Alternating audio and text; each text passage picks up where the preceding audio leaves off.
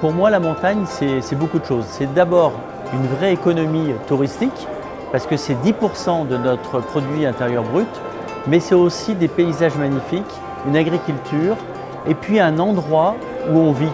Et c'est pour cette raison qu'il faut qu'on investisse sur le logement, parce qu'aujourd'hui, la montagne, elle se vide de ses habitants, et il faut que les élus locaux puissent avoir les outils nécessaires, législatifs, pour pouvoir garder au pays les enfants et ceux qui veulent vivre et travailler dans nos stations de montagne.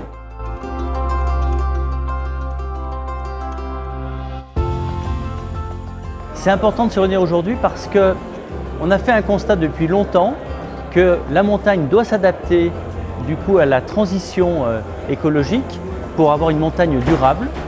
Aujourd'hui, on a travaillé un tout petit peu, on a parlé du constat, mais surtout on a parlé des solutions.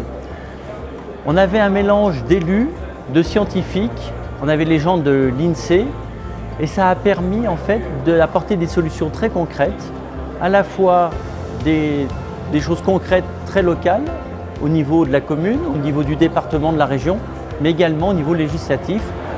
Et on attend avec impatience le projet logement en 2024 afin de pouvoir trouver les outils pour loger les gens dans nos stations.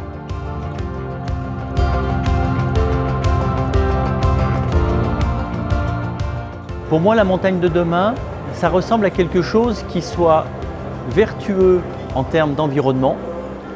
Ça sera un endroit refuge et c'est pour cette raison qu'il faut qu'on préserve nos trouées vertes, il faut qu'on protège nos alpages, il faut qu'on protège de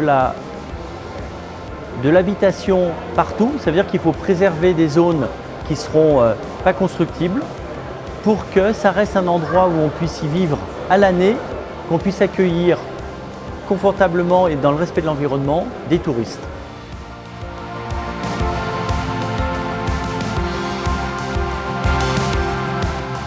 Les attentes de cette journée, c'était la première sur la montagne durable.